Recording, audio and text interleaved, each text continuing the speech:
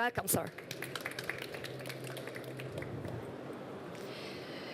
And now I would like to invite our speakers to the stage. Senior Advisor at EY, former Deputy Secretary General of NATO, Mircea Giana, is arriving from the airport and will be joining us shortly. And now I would like to invite our next speaker. Senior Defense Analyst, Hudson Institute, NATO Defense College, Dr. John Casapuolo. Welcome, sir. And Defense Analyst and Defense News Correspondent, Agnes Hello. Welcome, ma'am. Now, I will leave the floor to our panelists.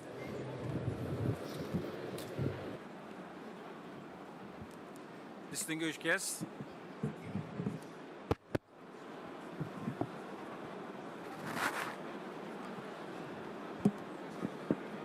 guests,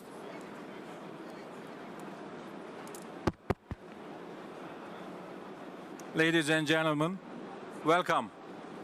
We have gathered here at SA Expo 2026, one of the rising stars of the global defense industry exhibitions, to address one of the most radical transformation in human history, the changing nature of warfare, new trends and emerging technologies. In accordance with the ancient rules of military literature, while the essence of the war remains constant, its character is evolving today faster than ever before. The Russia-Ukraine war has shown us how classic trench warfare has become intertwined with AI-powered unmanned combat aerial vehicles and electronic warfare. It has demonstrated how a low-cost drone can neutralize multi-million-dollar main battle tanks. On the other hand, as witnessed in the tensions along the US-Israel-Iran axis, multi-layer operation conducted through ballistic missile defense umbrellas, cyber attacks, and proxies prove just how fragile security has become. Consequently, the traditional kinetic methods are being superseded by a multidimensional reality. In this new era, victory is no longer measured solely by raw firepower.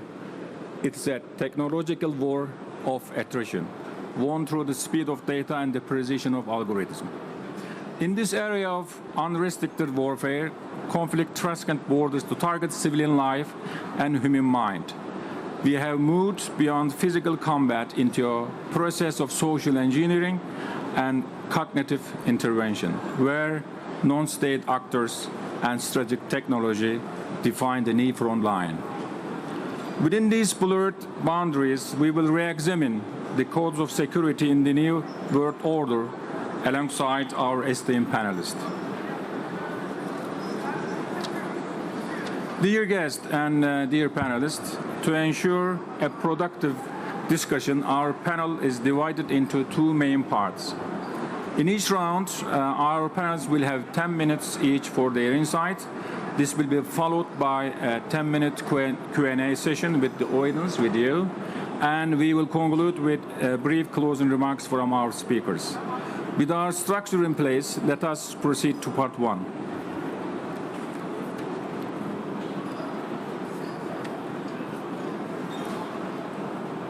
I would like to, of course, give the floor to Ms. Agnes Hello first, and she is the Middle East Bureau Chief for Breaking Defense. With over a decade of experience, her reporting expertise spans the Gulf, North Africa, the Middle East, and Southern Europe. She previously served as a managing editor of Security and Defense Arabia and as a key correspondent for Defense News. Currently pursuing her PhD in media economics, her research focuses on AI, autonomous systems, and the maritime security. Notably, her recent work has analyzed the expanding defense ties between Turkey and Malaysia in missiles and AI. Thank you. Well, my first question to Ms. Hello is the escalating tensions along the US-Israel-Iran axis, which carry the potential to evolve into a direct interstate war, combined with the dire situation in Gaza, and the active conflict in Lebanon have proven just how radically and rapidly the face of modern warfare is changing. When you analyze this reality of active warfare and the high-intensity conflict through the lens of a journalist, which next-generation technologies do you believe are currently shifting the balance on the ground? More importantly, how do you see the technologies transforming traditional warfare doctrines? Based on your recent first-hand observation in the region, could you share your field assessment regarding the future of warfare? Please, floor is yours. First of all, تشكر, thank you for having me here. And second, I will start with a quote. So Frank Whittle, who was an Air Commodore and a pilot in the 20th century, he said that a nation's ability to fight a modern war is as good as its technological ability. This was true in the 20th century and is now more true than it was then. When we're speaking about modern warfare, there are a large or a vast area to explore. Let's start with a number of them. First, we are going to speak about autonomous and unmanned systems. And walking around this Saha Expo, for sure, you will be able to see the large number of unmanned systems. When we're speaking about unmanned systems, we're not only speaking about UAVs or unmanned aerial vehicles, we're also speaking about the naval vehicles and vessels, USVs, unmanned surface vessels. We are speaking about underwater unmanned vessels and vehicles. We are speaking also about the UGVs, the unmanned ground vehicles. So it is a vast area to explore. We're also speaking about the AI, artificial intelligence, how it has been enabled and integrated into the new warfare. While we are speaking about the fast decision making, also we're speaking about the swarming capabilities, which become a force multiplier when we're speaking about all these things that we are witnessing lately. Also, the modern warfare is characterized by EW, electronic warfare and cyber capabilities. If we want to take an example, which is a live example in the recent war, first of all, when you see the first 20 days of the US-Iran war, there were no interceptions launched, no interceptors. This does not mean Iran does not have any air defense system. To the contrary, it has the S-300, it has its own homegrown air defense systems like the Bayvar 373, Sevom Khordad, and many other systems. However, electronic warfare played a major role in disabling these systems. First, starting by blinding the enemy, which is electronic warfare. What it does is that the radar does not detect an incoming threat, which has become what the war was. This is number one. And number two, it distracts everything. There are some other decoys that has been launched during such operations that prevent the radars from detecting an incoming threat. If you look at this war, since we're speaking about the recent wars and what is happening in here, a very important notion is that out of 3 new systems the US had entered for the first time into the battlefield, 2 of them are unmanned. One is Lucas, which is like the enemy twin of Shahed 136, the UAV, and it has satellite links, and also the GARC, which are the unmanned surface vessel. They entered the battlefield for the first time during this war. Also, Iran had used for the first time Hadid 110, which is a UAV that has a fighter jet engine. Hence, we have moved from traditional warfare that relies mainly on the country's ability to have all the main battlefield tanks, etc., which is a hardware-centric warfare.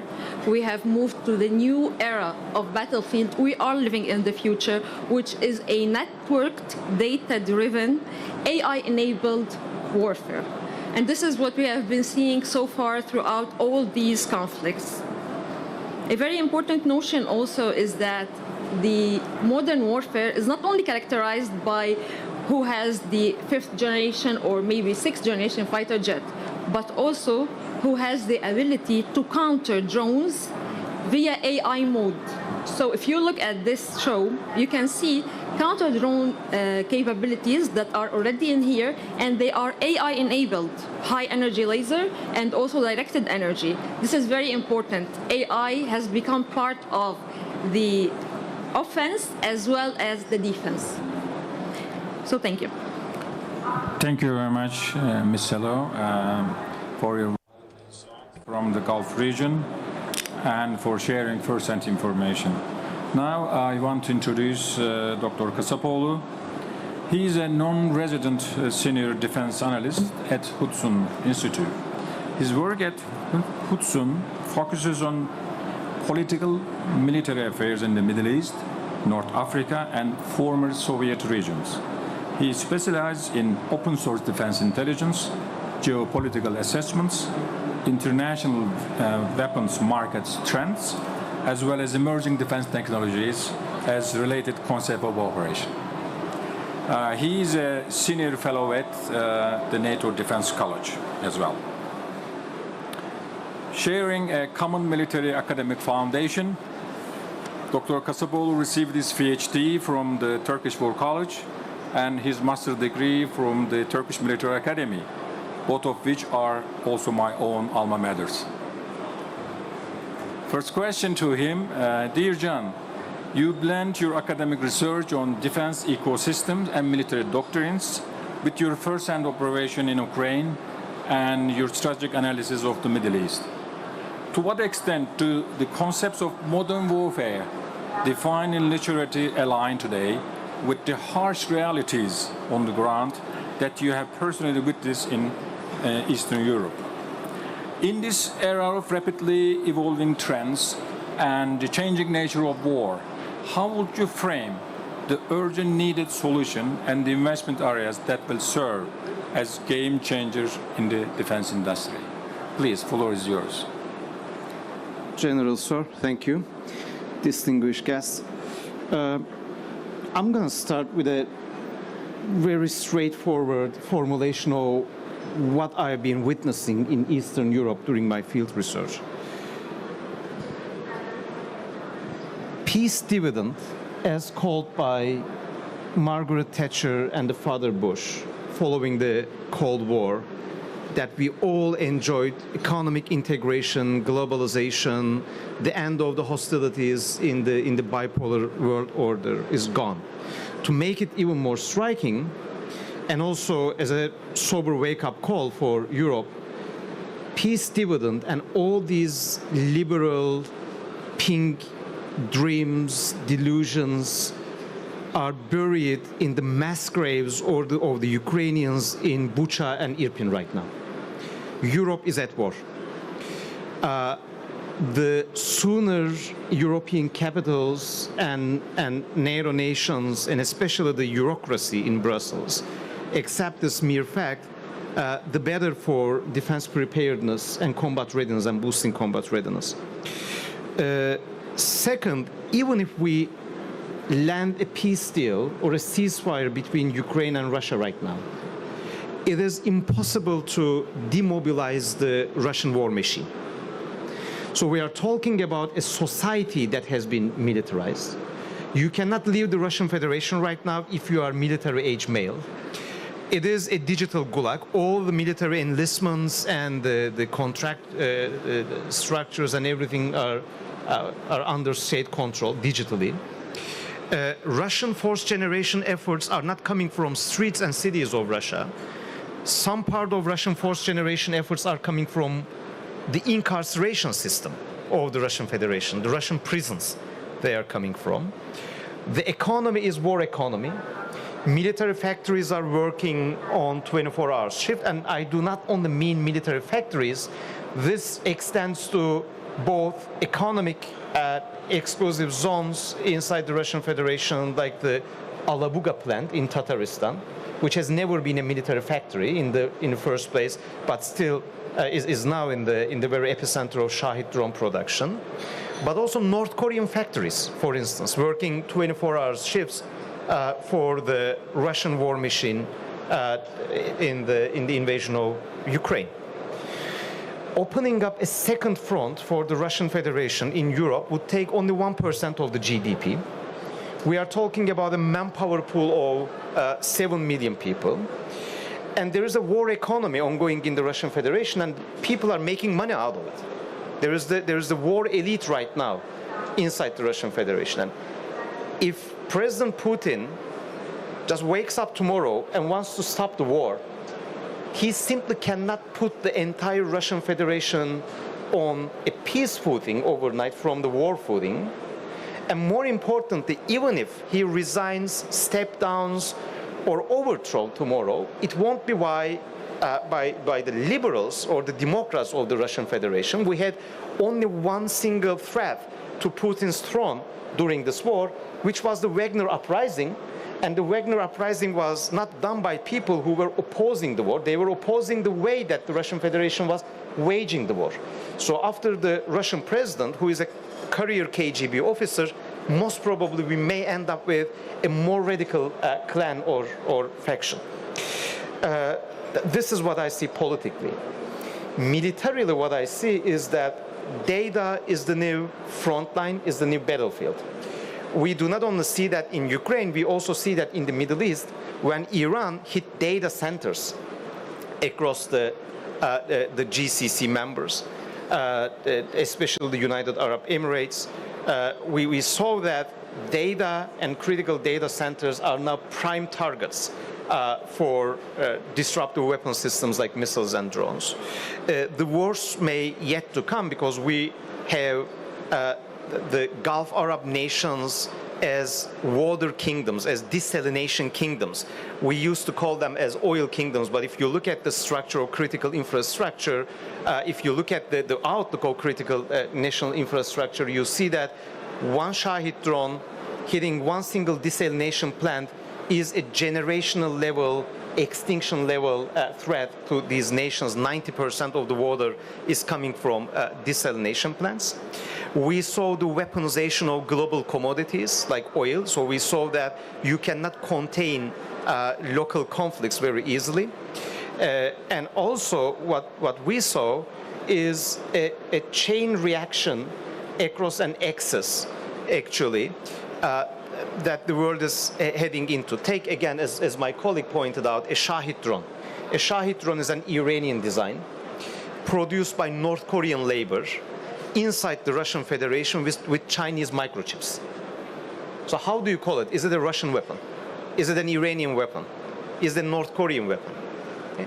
This is the direction that we are heading to. Last but not the least, we see a very interesting trend looming large in Ukraine, the rise of private actors as a part of war fighting, actually. By private actors, I mean two things. In the very beginning of the war, the main requirement of the Ukrainian military that they needed was combat data, ISR systems, especially intelligence surveillance and reconnaissance systems, and producing a battle picture so that they can weather the shock in the opening stages of the war and carry on war fighting. They were totally cut off from the world.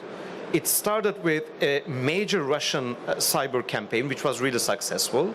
And at the time, let's remember that some allies were recommending President Zelensky to evacuate capital Kyiv and move to Lviv. And what they were offering to Ukraine was bulletproof vests and helmets.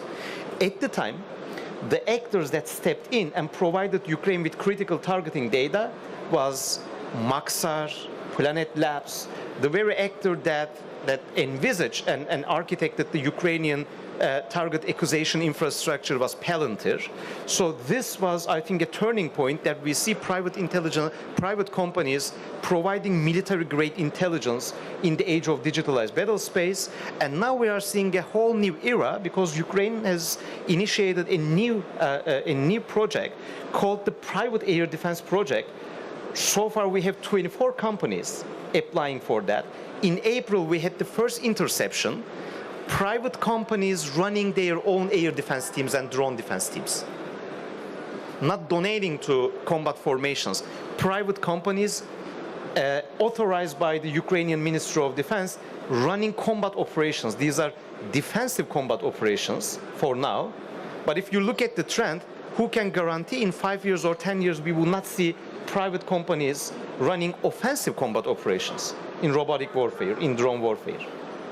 So this is more or less the battle space in terms of political military dimensions I witness in my both field studies and open source intelligence studies. I wish I could give happier, more promising news, but we are heading into that direction. Thank you, General.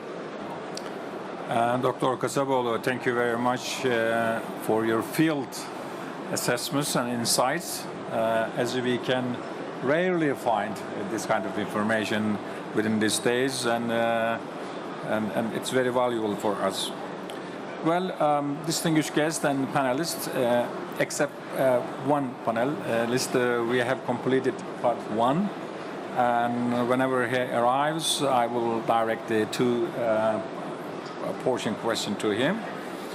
Well, first of all, I would like to thank 2 panelists for the first round answers and the insights, which help us better understand the both current phase of war and broader security situation.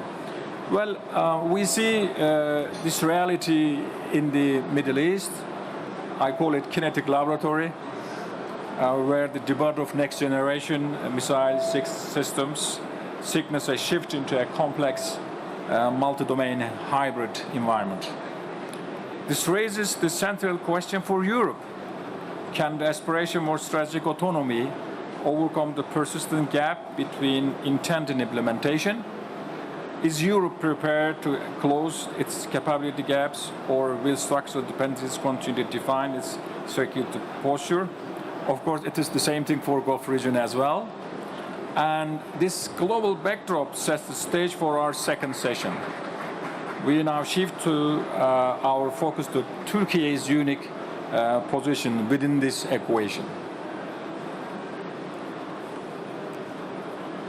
Well, I would like to start with Ms. Halo again. And Ms. Halo, Turkey's defense industry collaboration across the Gulf, Africa, and the Middle East have gained tremendous momentum in recent years. In light of ongoing high tensions and rapidly shifting security dynamics in these regions, what kind of strategic cooperation perspective do you foresee for our relation within this vast geography? In your view, what concrete step must be taken to ensure that current partnerships transcend the level of simple product procurement and instead gain true strategic depth of permanence? Specifically, how could critical moves such as technology transfer, joint production, and regional security training elevate this interaction to entirely a new level? Please, the floor is yours. Okay. So first, let me start by the latest conflict have shown an increased interest in the Gulf states and Middle Eastern states in specific systems. First of all, we're speaking about air defense systems and counter drones. Second of all, we're speaking about unmanned aerial vehicles and all the domain of unmanned systems, USVs, UAVs, etc. And third, the presence of smart fifth-generation fighter jets with stealth capabilities. This has been proven to be like a necessity in the region.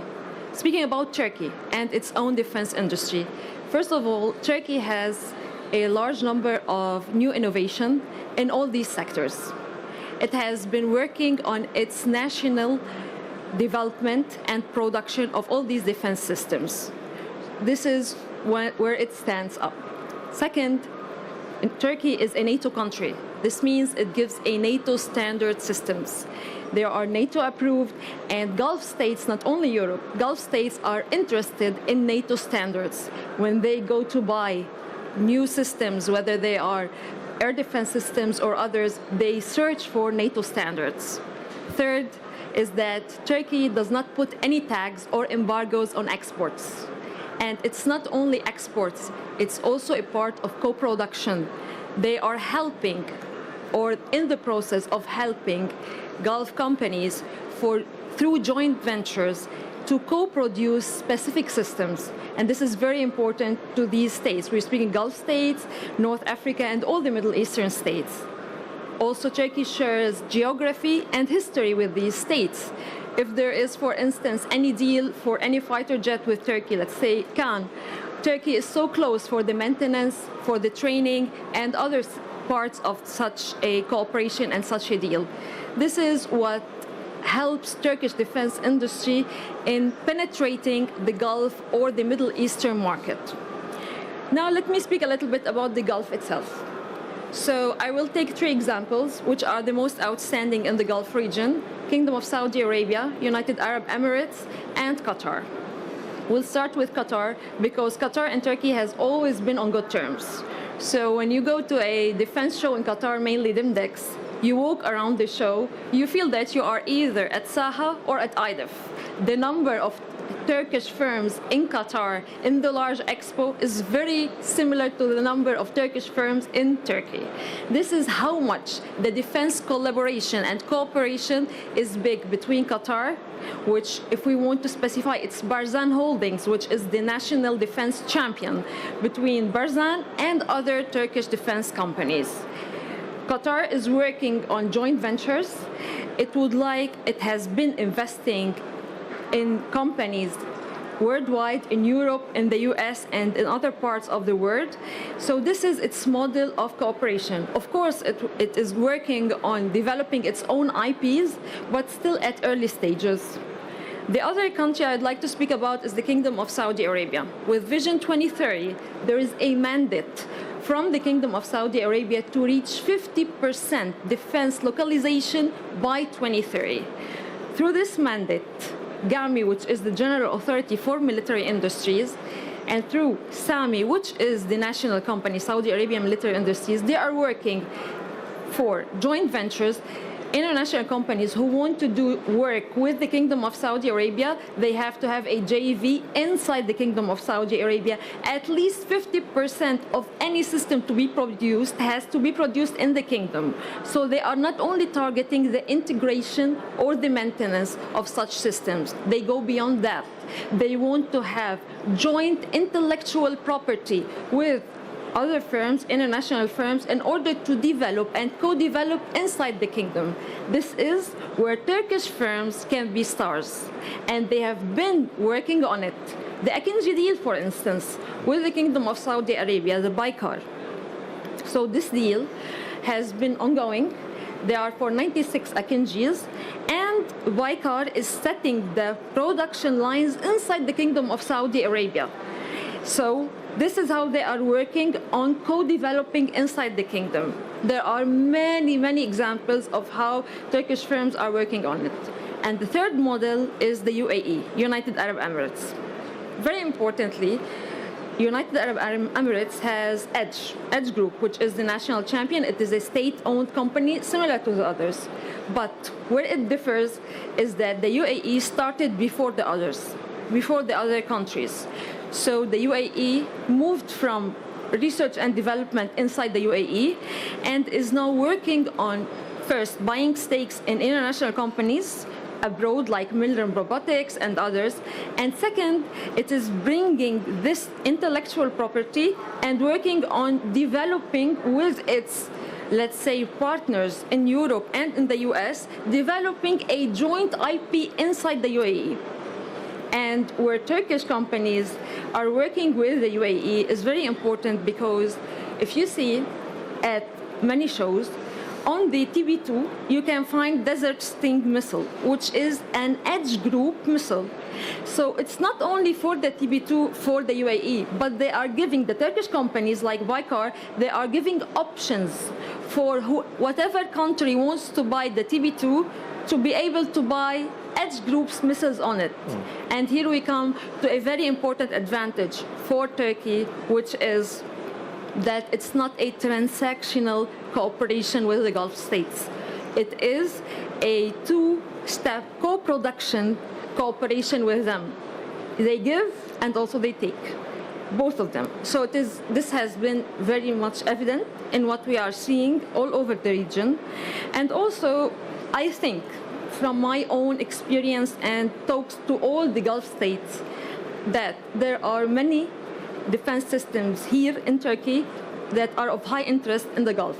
Number one, Çelik Kubbe, is it how you pronounce it? The steel dome. Gulf states are in continuous talks with Aselsan and other companies here for the air defense systems, which is a multi-layered, and the recent war has shown how important such systems are to the Gulf security. Second one is the Khan. We know that the Kingdom of Saudi Arabia is interested in Khan.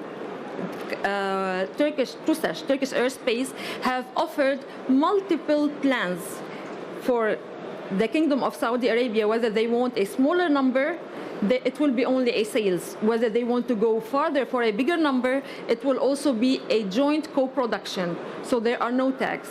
And before I end my part of this, let me tell you a very important notion. Buying Turkish defense systems does not eliminate the interest in buying Western, like European or US-built defense systems. To the contrary, they are interoperable. And for instance, the Kingdom of Saudi Arabia contracted Akinji and now is in the process of contracting 200 collaborative combat aircrafts from General Atomics. So they are not like opposites. To the contrary, they go along, they can talk together, share data, and this is why most of the Gulf states now are looking to develop indigenously their own systems, and this is where Turkey can find its path through it. Thank you. Thank you very much, Ms. Salo, for your very important insights about Turkish defense industry within the region. Thank you. You're welcome. Well, now, of course, we go to another expert for this area. John, as a Turkish analyst, closely monitoring our national defense ecosystems and global trends, what kind of vision do you foresee for advancing Turkey's current technological capabilities through international cooperation models, specifically while maintaining the win-win principle in collaboration with our allies, in which critical and niche area should we deepen our expertise? In your opinion, which of our capabilities have already proven themselves at world-class standards, and considering the future of European security architecture, on which areas do we need to focus more to ensure the effective integration of these capabilities, as well as, of course, for the Gulf region and the North Africa as well? Thank you.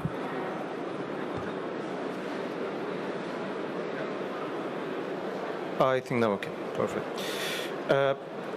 We had several milestones in the Turkish defense technological and industrial base. I think one is about robotic naval aviation, which is going to put an end to Top Gun movies. Like if TB3 really makes it, you will not watch Tom Cruise playing in a Top Gun 3. That's for sure. We got two milestones for that. One is the Turkish sale of TB3s to the Italian Navy's Cavour class amphibious assault vessels. And the second and the related part to that is the NATO Steadfast 26 exercise. For the first time for the alliance, we saw a naval aerial drone TB3 sharing data with other naval platforms operating in very harsh conditions of Eastern Europe or the Baltic Sea. That's very important. I think more crucially, Turkey is testing its TB3 not only as a mere platform for robotic naval operations, but also as a cross-domain asset, sharing data, sharing actual targeting data with unmanned surface vehicles and with manned platforms of the Turkish Navy. In a very recent national exercise, a TB3 hit a moving target on the sea.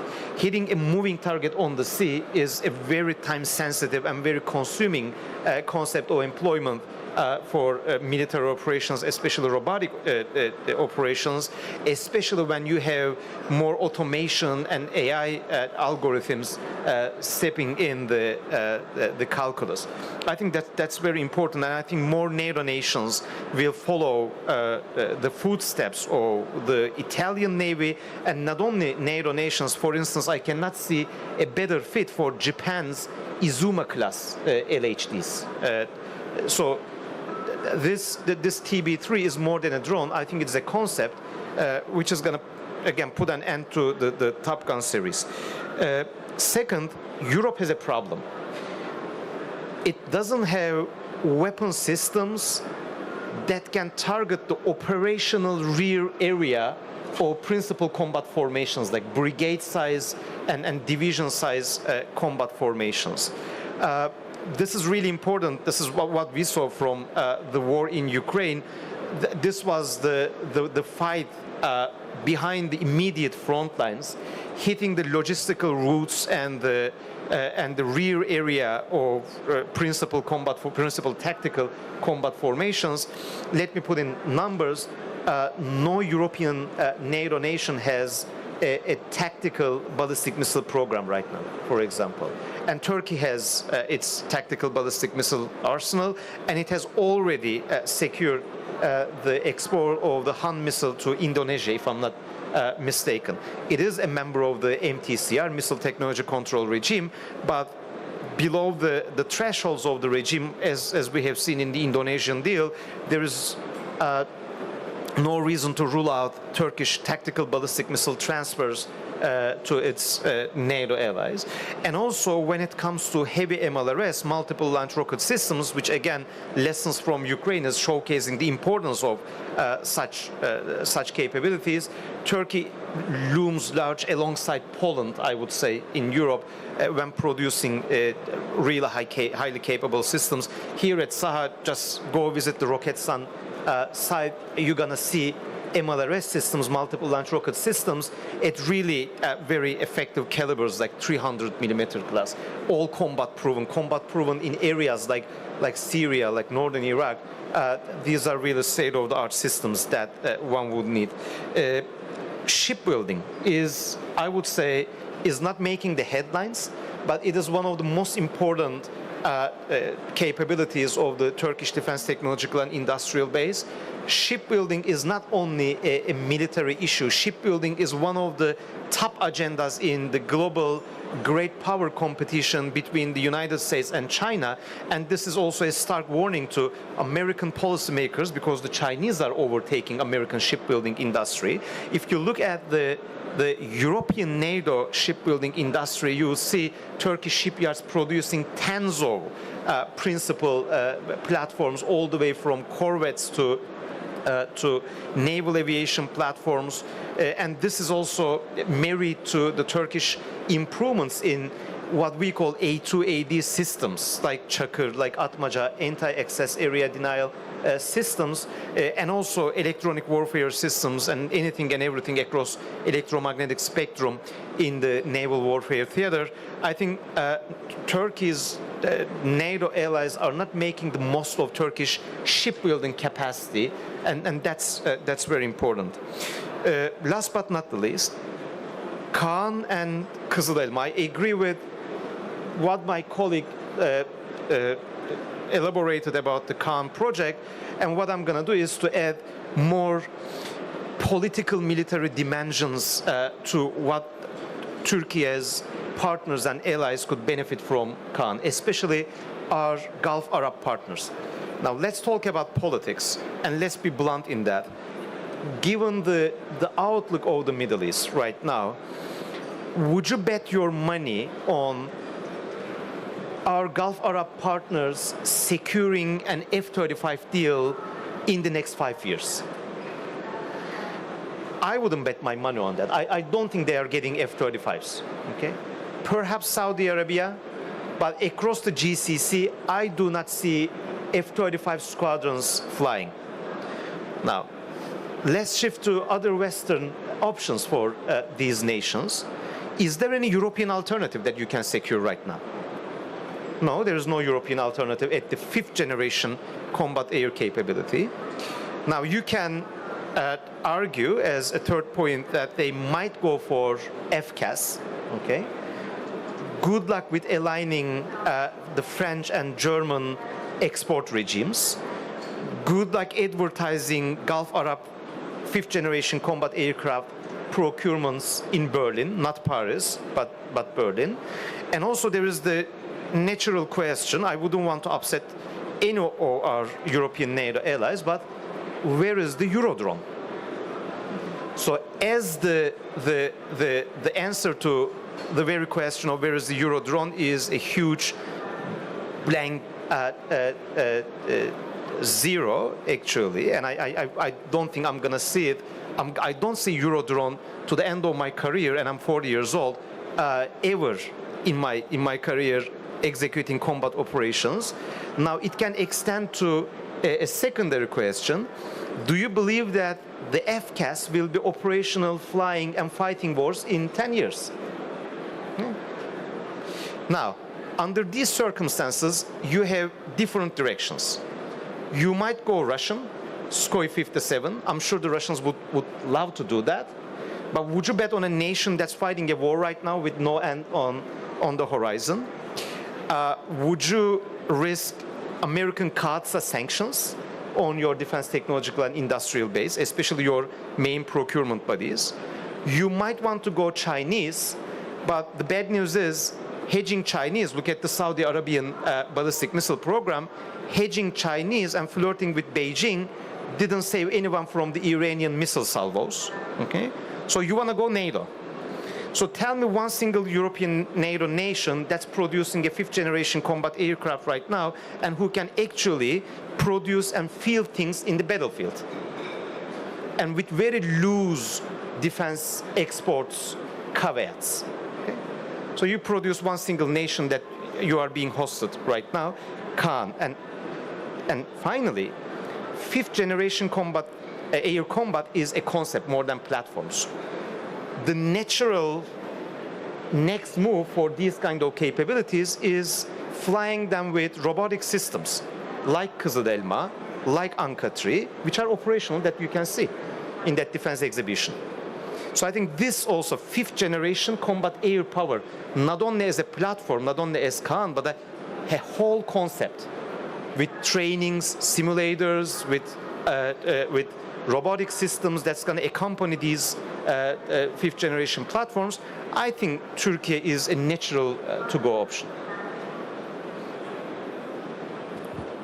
Thank you very much for your very informative insights.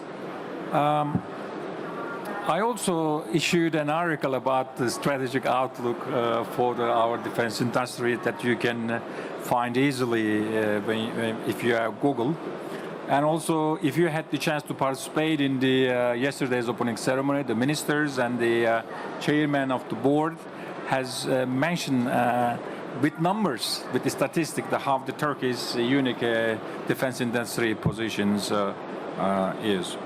Also, you can witness, if you visit this, one of the most important exhibition in the global defense industry. Well, except one panelist, we have almost completed the part 1 and part 2. And we have gained truly valuable perspectives regarding Turkey's pivotal role in European security and the strategic standing with the Middle East. Our panelists, two panelists, have done an exceptional job of addressing these complex issues with great clarity and depth within our limited time frame. I would like to extend my sincere gratitude to them for their contribution. And now I would like to open the floor to our audience, as I have mentioned in the introduction, for a Q&A session. So if you would like to explore any questions, please feel free to ask. Yes, sir, please. Mike, is it available? Yes, coming.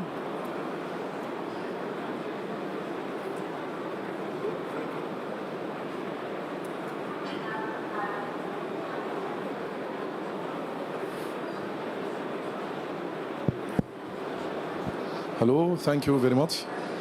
Okay, we are in the era of new concepts changing the nature of the warfare. For example, like manned, unmanned teaming, and also a lot of new concepts. As Dr. Chan said that, now it's not a platform, the combat, it's not a platform, it's a changing in a system. My question is, what are the expected changes in defense policies, defense regulations, and defense acquisition systems, even the concept of system engineering, especially in research and development? What are the fundamental changes that are expected in these areas to adapt with the changing in the nature of the warfare? Can you please introduce yourself first? My name is Ahmed. I'm a project manager of unmanned aerial system development in Sudan. Thank you very much. Please. Thank you, sir.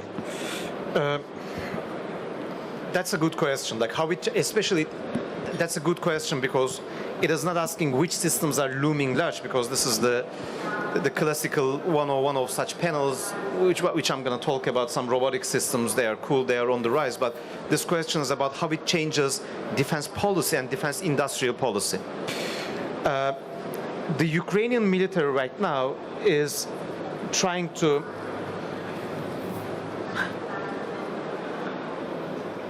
welcome.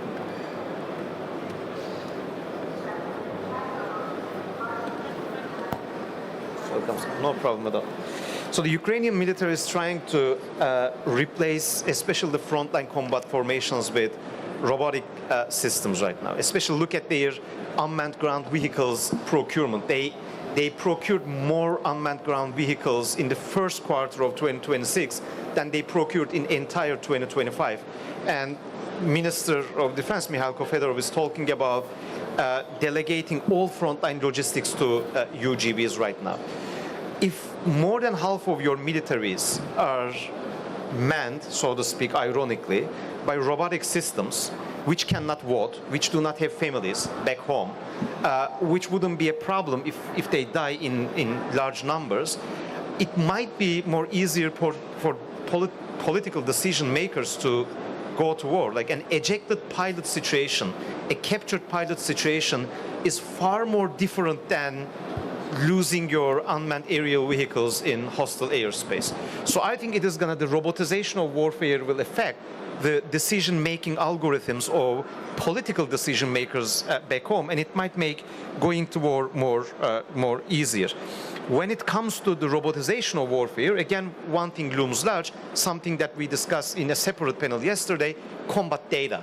Combat data, as we see in the Ukrainian Ministry of Defense opening of combat data to train AI models of partner and allied nations, especially the recent deal between the Ukrainian and German defense industries, selling combat data or using combat data as a diplomatic leverage would be very important. That's also one area that Turkey is really looming large, because Turkey has thousands of combat flight hours by its robotic systems in actual battlefield conditions, which accumulated gigantic combat data.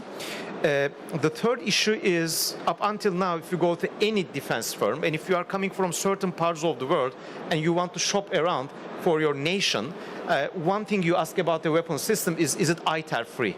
Does it have American components in that? Because it takes you to the bumpy road of congressional approvals. But right now, in this great power competition era, especially this is something relevant for Ukrainian drones, is your system China free? Especially, are your drones China free? It is not because of political bumpiness of the road, it is because of the supply chain security. So I think that's going to be very important, and that's an area where the Taiwan conflict may or may not loom large. I hope that doesn't happen, but if that happens, it's going to really be important. And last, we are talking about super smart systems here that you are witnessing around the halls. When you look at them, you see three things. You see huge amount of money, huge amount of technology, but also you see rare elements and critical minerals. Without rare elements and critical minerals, these systems wouldn't operate. These systems would not be available. So securing rare elements and critical minerals and thinking them as a part of great power competition and defense policy, I think would be very important. Thank you very much. Well, maybe I may add that from my long ago, the military war college experience, when we were attending, we were taught to make a comparison all the time for the choices we make. So that you can, in addition to whatever he said, the life cycle management is very important, and reliability is very important. Sustainability is important. Then you can make a choice, or you can create a defense policy very easily. So you have received your answer? Okay, thank you very much. All right, now our... Finally. Yes, finally we have him. Now, of course, I would like to say welcome to Mr. Mircea Geoana, the former NATO Secretary, Deputy Secretary General. And he is a distinguished statesman who served as Deputy Secretary General of NATO from 2019 to 2024, a leading expert on transatlantic integration. He holds a PhD in world economy and the founder of the Aspen Institute Romania. Throughout his career, Mr. Geoana has been a key voice in strategic leadership, serving on the boards of Aspen Institutes in the US, Italy, and Germany. He is also a prolific author, most recently co-authoring Open Door, a definitive study on the NATO's evolution and Euro-Atlantic security. Mr. Geoana, given your extensive leadership at NATO, I would like to open with a question on the current landscape.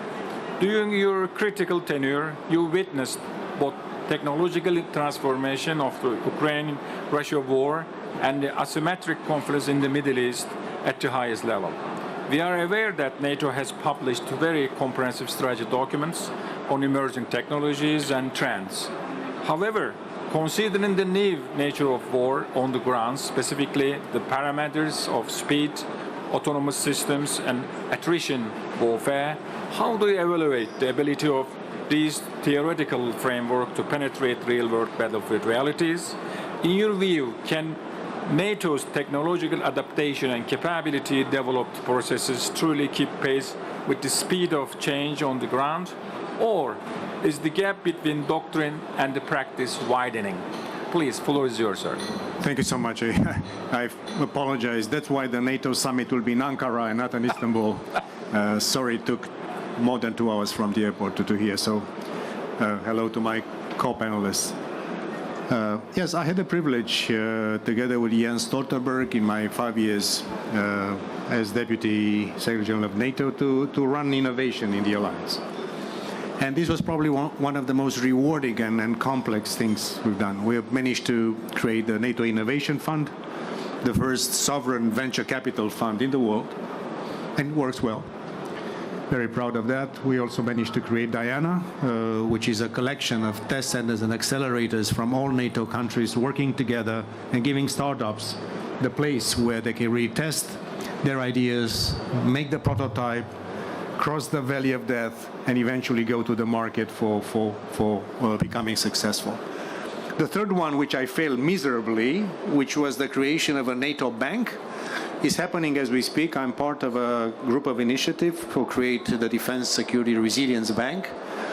And a number of nations have already started to work on a sort of a EBRD, a multilateral bank for defense, because one of the issues is financing, not only governmental funding, how much of GDP for defense, and probably in Ankara, the summit will be seeing a recommitment of allies to spend what they promised in The Hague last year, but also have a problem with financing for the second tier, third tier, small companies, startups, to have access to cheap capital. And this new bank, that probably will be based in Montreal, in Canada, will be basically giving AAA kind of money to this thing. So coming back to your question, which is a fundamental one. As we speak, we are seeing a fusion of the lessons learned of the war in Ukraine and the one in Iran, including in NATO, a fusion of both.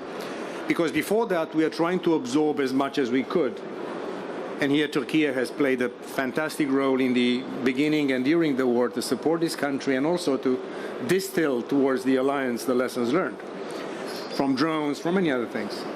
But we are now seeing basically is a very active fusion between the two lessons learned.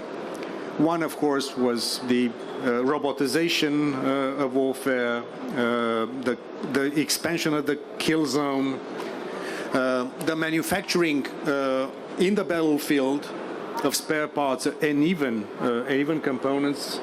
And that's why NATO has established in Poland a lessons learned center from Ukraine, which is also open to private sector and to interested parties into this. But the recent war and the current still, war in Iran is also bringing more than electronic warfare, more than AI in trying to have swarms of drones and things like that, is bringing also another layer of complexity. And as we speak, NATO is trying to do this and to absorb the lessons and then work together with the allies. That's one. You mentioned doctrine.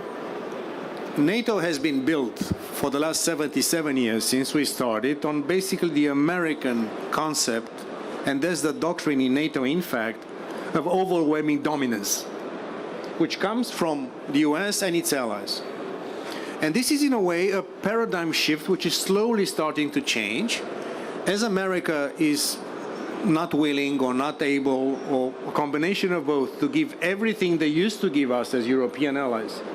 And this is a process which is objective, is structural, is not only one president in the White House or another one. This is more substantive. We need to fill in this issue. So as European allies, and I say NATO Europe, plus Canada, of course, we are trying to live to some form of renegotiation of the deal. There is also a doctrinal change in NATO, which is not yet basically defined per se, but it's taking in practice when we have to see what the European allies can really offer for a near-peer conflict, and basically make sure that we have a more specific, Europe-specific kind of answer to the doctrine. The NATO until now was basically it was a US-led doctrine, which would make all the sense in the world, where European allies fill some portions into this thing. So this is a fundamental shift. And one thing I would like to add, because I talked about money, which is always important. I convinced you discussed about mass volume. We need to basically produce in Europe 3 to 5 times more ammunition that we have today. That's huge. It's volume. It's industrial shift. It's the economic model of Europe is changing because of defense.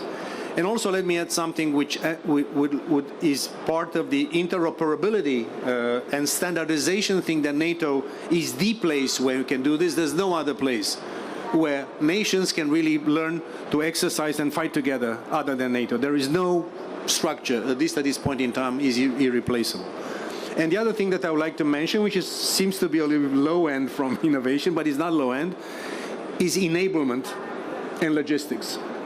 And that's why in Ulm, on the Danube in Germany, there is a JSAC, it's a NATO command, which deals with enablement, because you'll need logistics, you'll need replenishment, you'll need on the battlefield or back someplace in one or another of our facilities, we have to make sure that we also ensure this thing. So it's a phenomenal transformation. Last point about the multi-domain operation. We are now basically seeing well, we call this an augmentation of multidimensional operations in NATO. One, because of space, where Europe is lagging badly, and we have to find a way to compensate that. And secondly, because of the combination between AI and quantum when it comes to cybersecurity. So both the space dimension and the cyber dimension are on their own, other than the multi-domain operation, the whole 5. I've never seen such a dramatical velocity of transformation, both in cyber and in space. And I think nations and corporations that not understand that this is the way in which the modern and future warfare will be prepared for and fought by, I think will be lagging behind and will be having probably some industrial muscle, but not the edge you could have mass but not edge, and we have to have both in Europe. Thank you very much for your insights. Maybe I may add that the 2025 NATO science and technology strategy makes it clear preserving our technological age is a survival mandate. So, and Mr. Jonah, as the part one, we discussed the general issues. Then the second part, we have discussed the Turkish unique position in the defense industry. Now my question will be about the Turkey's position. Your visionary work under the umbrella of Aspen Institute, combined with your high-level leadership at NATO, has provided you with a vital perspective on transatlantic relations. Today we observe a tension between Washington's pressure on Europe to increase defense spending and Europe's own pursuit of strategic autonomy. How do you believe Turkey can play a balancing and complementary role between these two poles? Taking the latest naval defense cooperation between Romania and Turkey as a reference point, what critical steps would you recommend to more deeply integrate the Turkish defense industry into European defense ecosystem as Europe addresses its own defense needs? For instance, as a safe, how can it transform this win-win model with Turkey into a more sustainable strategic partnership? Please, sir. No, thank you for the question. Turkey is an immensely relevant ally in NATO and an indispensable player for Europe's security. There's no way around it. You can like that, you cannot like that. It's a fact. And this is an objective strategic factor that I think all of us in Europe, of course us in the region, but also I think all over Europe and all over NATO, and probably also beyond NATO, have to understand that this is a country which is critical. It's a linchpin. For many reasons, because of geography and depth, this is not always easy to manage, but also because there is a profound capacity in the defense sector, in the industrial base. Your corporations, look at this beautiful exhibition here, is making great progress, and I think we need Turkey. And as I believe Turkey needs the rest of us. Now, how to do it politically? I'm a political guy. So that's nice and beautiful if you're a consultant. But if you're a political leader, we have to really try to find a way out of this situation where we need everyone in Europe to defend Europe. The UK, Norway, Turkey, Western Balkan countries that are not yet EU, so the other way around, like Albania, like North Macedonia, who are NATO members but not EU members, and find a way politically that the EU efforts to emancipate strategically, which is a fact, and this is something which is a normal consequence of what's going on in the world, to try to find a way that also for Turkey to have, I would say, a fresh start. A fresh start. And this is not, and I give the example of the UK. They had a very tough Brexit thing, and now they are coming to the conclusion that they need also the continent to do this. Now, how to do it to make sure that there is access for Turkish firms and for Turkish capabilities to be part of the European procurement system?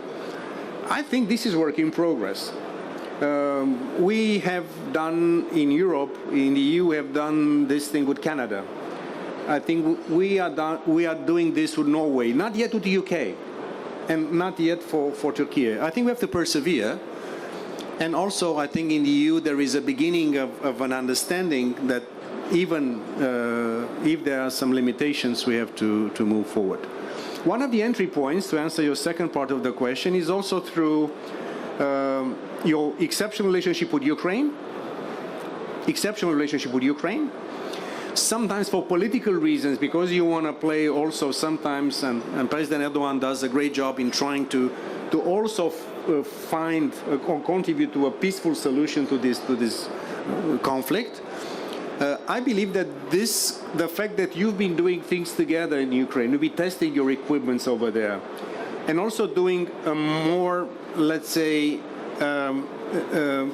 determined cooperation with Central Eastern Europe, I would say that the fact that Turkey, I remember I was part with Jens Stoltenberg and your president on when we brought Finland and Sweden into NATO. I think there is a way, and there was a tough negotiation, you're tough negotiators, but in the end, I think there is a level of trust which is there. So I would really suggest that on the eastern flank, from Norway all the way down to Finland, Sweden, then to the Baltics, then to Central Europe, and then all the way to Bulgaria and Romania and the Balkans, I think this would be a place, a natural place where I think Turkey could really establish a more solid presence. I also know it in Romania that there's progress, there are things that are happening positively, and then together with a level of trust which is renewed, we can really go to something that will change the politics of European affairs when it comes to the EU. And I think that it's a matter of time and of course political leadership for all of us to find a way forward. It will be in a way unpractical and unwise for the rest of Europe not to include a big significant country like Turkey into some form of, let's say, new version of some rebuilding of trust. And I think we need each other more than ever in Europe. Thank you very much. You would like to add something? Thank you so much, sir. I'm asking myself two questions. First of all, what is the elephant in the room we are talking about here? The elephant in the room we are talking about here is, let's be honest, Ms. von der Leyen's comments about Turkey, Russia, China not leaving Europe under the influence, she called. Very unluckily, I would say. And also, I'm asking myself the very question, like being a Turkish defense analyst, working for the Hudson Institute, can I make my words right now as a response to Ms. von der Leyen very likable to the Trump White House and to Ankara, and very unlikable to the European Union bureaucracy in Brussels? I think I can do that. Let's be very clear about one thing. More than 10 European Union nations do not have main battle tanks in their arsenals. So you can, like sitting from Brussels, you can put all the blame on the flamboyancy of the incumbent American president, which has been around for about like 10 years in politics. Okay? But this is not President Trump's fault that more than 10 European Union nations do not have main battle tanks in their arsenals. It is not President Trump's fault more than 10 European Union nations do not operate fixed-wing fighter combat aircraft. And this is from an article penned by Camille Grand, who is a very prominent French defense thinker and former Assistant Secretary General of NATO.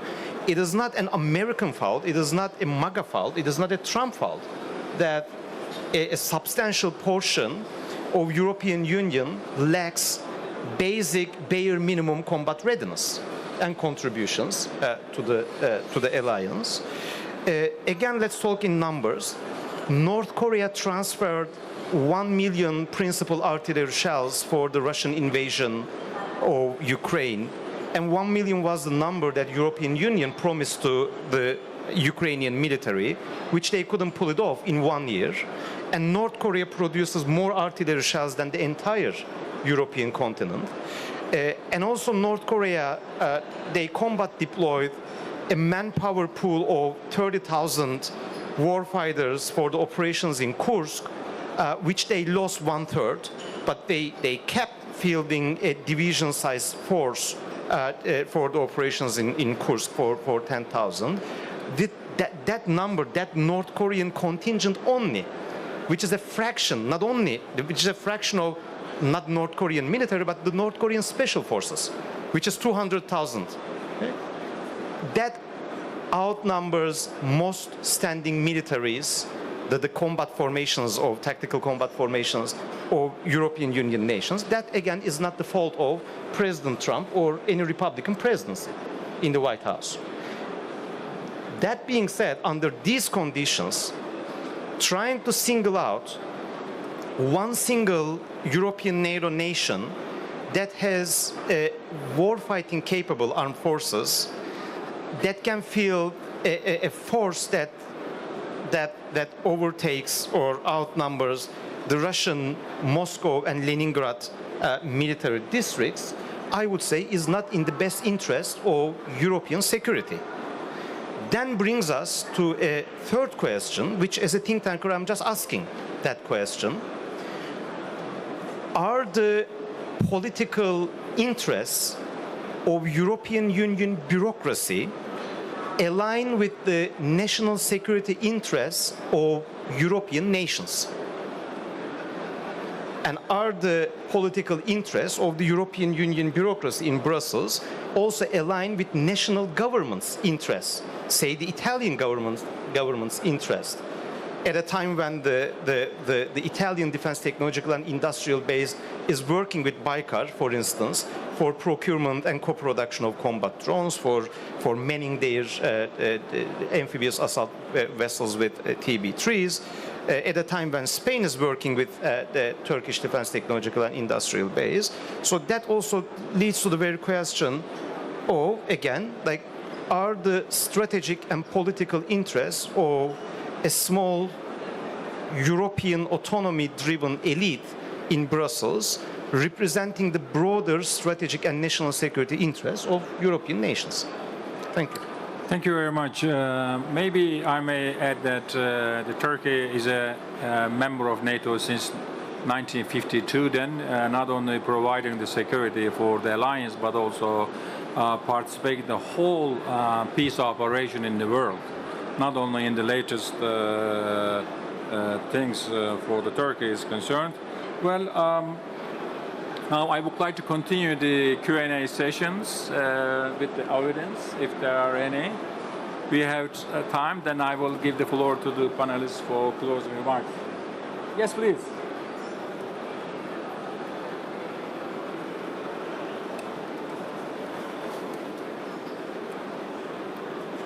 Good day. I'm Karolis, head of Defense for Defense R&D. I'm from Lithuania. First of all, thank you for the great insights that you have provided. I would like to ask, what do you think about the national nuclear programs, about the nuclear weapon development? Because we see it as the ultimate deterrent. Nobody would attack a country with a nuclear arsenal. What is your opinion about that?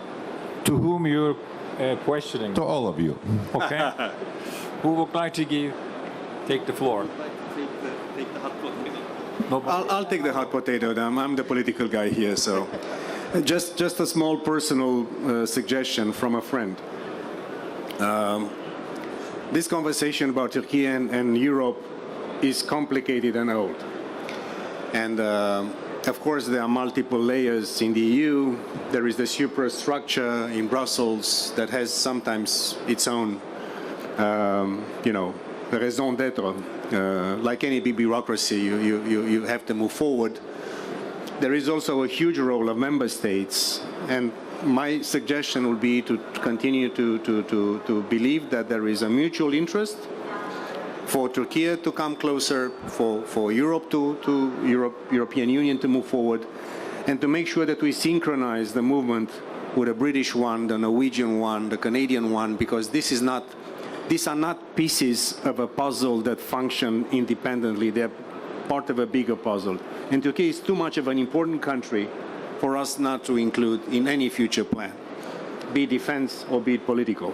So I'm saying that this is something that we have to continue to do, and working with governments. And look at Israel. If you want other non-EU countries that are actively or cooperating with Germany, you see, you see South Korea, not only North Korea, doing a great job in Poland, and I think also in the Baltic countries, and also in Romania they come. So there is effervescence, if you want, into this. Now coming back to the nuclear thing. This is a fundamental question. This is the alpha and omega of deterrence. And NATO is a nuclear alliance.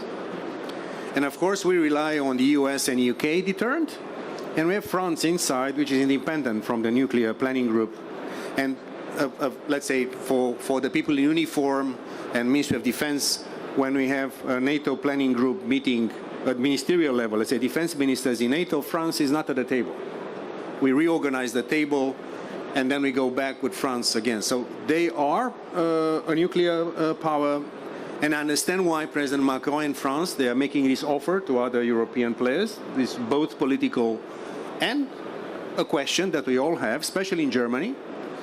But the question is also for other big regional powers, like Saudi Arabia, like Turkey, like Egypt, like others in Asia, that are saying, okay, if the nuclear deterrent, and we cannot basically have this treaty alliance that unites the U.S. nuclear deterrent to all of us, what we can do. Now, to tell you what I believe is basically for the foreseeable future, there is no substitute to the NATO, US, UK, and France in a certain way, NATO AAA insurance on nuclear. Of course, we'll see what will happen with the war in Iran, because if you look to the Saudi Arabia-US security arrangement, there is a portion of civilian nuclear capabilities in Saudi Arabia. You also see that part of the negotiation taking place in and out between the US and Iran. There is a discussion about Iran retaining eventually some civilian capacity to use uranium for civilian purposes.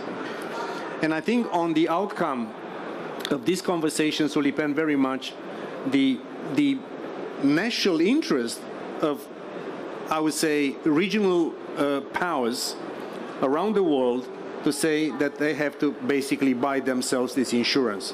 And this starts from European big players to Middle Eastern big players. And I think also this is a question that probably in Indo-Pacific will have the same question. I also hope and I believe, and this is my conviction, that we'll not get there. I believe that despite these very complex conversations in NATO between the US and its allies now, I think we'll overcome this. And I think the real AAA nuclear insurance policy comes from NATO continuing to operate as it is. Yes, please. Thank you, sir. I completely agree with the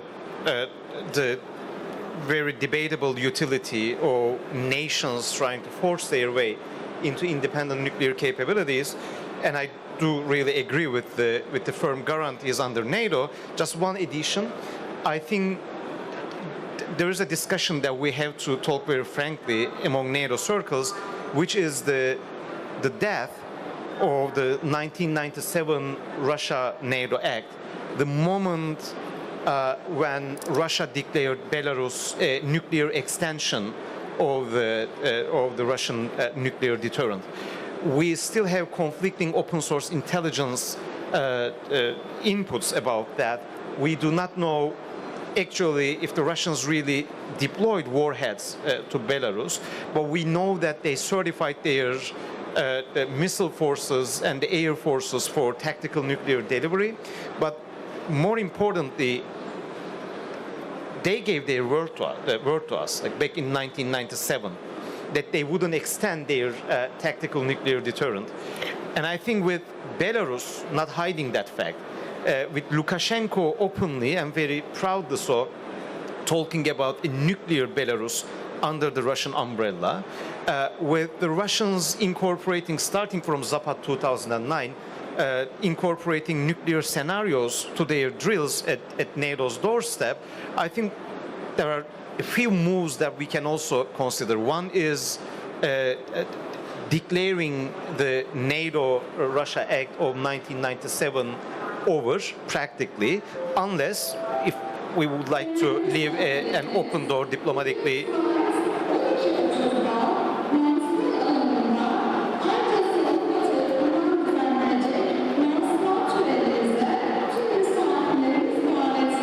Now comes the English version.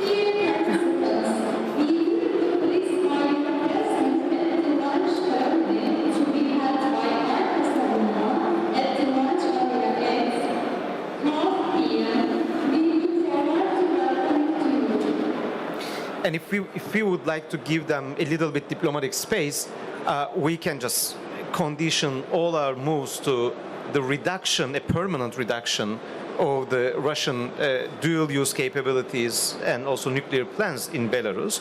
But in the meantime, I see no harm, for instance, in certifying the Polish Air Force forthcoming F-35 deterrent for nuclear duties. It doesn't mean we're going to deploy tactical nukes to Poland, but why not certifying the Polish F-35 deterrents for these? And why not rotating nuclear-capable tactical combat aircraft to the eastern part of the alliance? And why not also start doing some preparatory work for tactical nuclear weapons deployments for the eastern flank? Not deploying them, not very hard work, not very structural work, but some signaling. Because the Russians are getting away with, there are two annexation campaigns in Europe that's ongoing right now. One is stumbling, the other one is really successful. The stumbling one is the invasion and annexation of Ukraine. But the very successful one is the total annexation of Belarus. Belarus is losing its sovereignty, and it started with its military sovereignty. And I think we have to respond that, and a good way to respond that is to play on the 1997 Russia-NATO Act. Thank you. I may have one quick question, please. Mike, please. Thank you very much. I'm a journalist. My name is Iftikhar Gilani. The question is that the world recently saw now the actual wars where the matching capabilities were actually were tested, like the 2025 India-Pakistan war, the US-Iran war, and Russia-Ukraine war, but these technologies have been tested. So what exactly, since the session is about the changing nature of warfare and the emerging technologies, what I want to know, what lessons actually we learned in adopting the new technologies? And also a political question, is technology really giving any edge to the victor on the ground? Because in the US-Iran war, we saw the technology didn't work the way it should have worked. Okay. The interesting and dangerous reality that today, basically from nuclear, that we don't have any international norms left in place. To every single new transformative technology, cyber, AI, biotechnology, synthetic biology, human enhancement, new materials, space, colonization of space, on absolutely nothing from the new let's say, technological revolutions, we have no global norms whatsoever. I think we never had, probably before Westphalia, a few centuries back, a place where we don't have global norms and a little bit of predictability when it comes to this. And this is something which in NATO we tried. We have ethical use of AI adopted. Is it really applied by every ally in every situation? Jury's still out. But what I'm just trying to tell you that even if sometimes in, let's say, like in Iran, you cannot have decisive victory and basically make your objectives fulfilled without some form of physical presence on the ground, I agree with that. The transformation of technology, of warfare and human society is going to continue at speed, and this is something that we have to take into account. Now, there is a question about how much, as we are discussing about European sovereignty and, you know, sovereign cloud and my AI, my machine learning, my data center, our gigafactory and things like that, I think there will be a natural rush of nations, and including industry, to develop its more, let's say, sovereign tools when it comes to technology. And I believe that this is probably the most interesting thing that is going to happen. What people do not look very much, don't pay that much attention to in terms of the incoming, we talked about AI and we talked about quantum a little bit. I'm seeing immense breakthroughs in biotech and synthetic biology and human enhancement coming in the next few years. I'm also seeing a transformation of R&D, research and development, based on AI, that will be transforming the nature of R&D. Look at the pharma companies now. They are moving almost all their R&D into big data centers, doing it with AI and moving from there. And the last thing I would like to mention is technology, which is the new materials which are basically outside of the Mendeleev table. And I think in the next few years, not more than that, we'll be seeing the first, let's say, materials that are basically, if you want, inorganic in terms of Mother Earth giving us, the source for that. And this will be another shift and another change, both in warfare, in the industrial configuration of our nations. So what I'm saying, to conclude, we are seeing a merger between the war the lessons learned from Iran and Ukraine, and we're also seeing a merger of the 5th and the 6th industrial revolution coming into one in the next decade. And I really am concerned if mankind, and us as politicians and governments, and us as people or professionals, will be able to cope with so much change, with so much dramatic change at the same time. And that's my real concern for the future. I think we'll be adapting, we'll be doing better in defense, we'll be investing more in defense, we'll be okay. Turkey will be okay in Europe. I know this will come. But I think the magnitude of transformation is something that human species, we have never been accustomed to something like that in such a compressed period of time. And I'm really afraid of our own reaction as people and governments and societies to such transformation coming at once. Thank you very much, Mr. John. Maybe I may add that if you go to NATO Science and Technology Organization webpage, you will find 9 emerging technologies areas are. So the Mr. Former Deputy Secretary General has mentioned some of them. Maybe I may add 3 more. Supersonic systems, electronic warfare, and big data. The rest of 6 have been already mentioned. I am not going to repeat it. So, and also these 9 areas where also the globally has been accepted. You can find thousands of documents out there. Is open source. So it's not any for NATO countries only. Well, to meet the timing nicely, I would like to give floor to our dear panelists for their closing remarks. And let's start with Ms. Agnes Hillo, please. Okay, just to follow up on the last question, some of the lessons learned in the region, in the Middle East in particular, is that not only state actors are having access to technologies, state and non-state actors are having access to this new technology. And recently we have seen small FPV drones with non-state actors that are equipped with fiber optic cables that have been able to hit some targets. This is number one. And a very important notion also is that we are seeing the drone technology evolving and proliferating very quickly and very rapidly. However, the counter-drone technology is not evolving in the same pace. They are still lagging behind. Much more work have to be done in countering the drones and also in the air defense systems. And my final statement here is about the cooperation between Turkey and the Gulf states and the Middle East. As it seems, the future is promising. However, more and more moving towards co-production, two-way cooperation model will be the solution when it comes to not only export, but also co-production inside the Gulf states and other states. Thank you.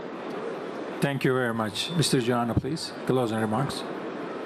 Let's imagine that we are here in Tsaha Conference 2036, 10 years from now. And let's try to imagine how many of the corporations in this fantastic exhibition, congratulations to the organizers, that's massively impressive. Imagine how many of the current players will be still dominating players, and how many newcomers, how many new names, how many tech defense companies, how many former startups, how many of the traditional players will be still around here. So what I'm trying to say is a concluding remark that the huge appetite for the defense industrial and innovation base and the money coming in trillions into this sector will be changing the very nature of this subcomponent of our economic model. And I'm seeing from private equity, from private debt, from venture capital, from traditional banks, from technology and startups, I'll be seeing consolidation of tier 2 and tier 3 into bigger players. So the challenge will be for the incumbents to be able to innovate so much for them to be still relevant. And also, to be honest, as a guy that I love competition and democracy, I would like to see some new names. I'd like to see some new faces. I'd like to see some challenges to the status quo, because that's where real innovation comes from, for real competition. Thank you, Mr. Can. Thank you. What can I add to all these great comments, and also putting a special emphasis on the AI and synthetic biology topic? I think it would make a perfect SAHA 2028, 2030. I don't know when the next exhibition is, but it would make a perfect topic. One lesson that we learned from the conflict in Iran is that what happens in a local conflict zone doesn't stay in that local conflict zone. We also how the situation in the Strait of Hormuz played out with the global oil prices and everything. There is one more flashpoint that we should watch very carefully, which can have an unprecedentedly more serious effect, which is the Taiwan Strait and the Davidson window that's approaching next year, named after General Davidson, who predicted the Chinese move for Taiwan to be around 2027, which is next year. The projections about such, we got two flashpoints already exploded. We got a flashpoint in Eastern Europe, and we got a flashpoint already exploded in the Middle East. But Taiwan is a different animal. A semiconductor crisis would be nowhere close to an oil crisis and hydrocarbon crisis. And the projections about such a war's effects on global economy, it is unprecedentedly more significant and more serious than what we have been seeing in Ukraine and Iran. I think Indo-Pacific region, and also I think that would make a great addition to the panel outlook of next SAHA, the Indo-Pacific region, and mapping out that flashpoint, the Taiwanese flashpoint, would be one of the most important issues that we should be delving into. Thank you. Thank you. SAHA Expo 2026 has evolved into a global intellectual hub where strategic thinking and doctrinal transformation are shaped. Every vision shared here reinforces Turkey's defense industry contribution to global security and strengthens the bonds with our allies. I extend my sincere gratitude to our esteemed panelists for their insight, and to you, our distinguished audience, for your engagement. I hope these discussions help in connecting dots toward a more resilient and technologically advanced future. Thank you very much once again. We would like to extend our sincere thanks to our distinguished panelists. To present our special gift in honor of today's event, I would like to invite retired Rear Admiral, PhD, Ayhan Türker Koçpınar to the stage on behalf of SAHA Istanbul. A photo session will follow afterwards.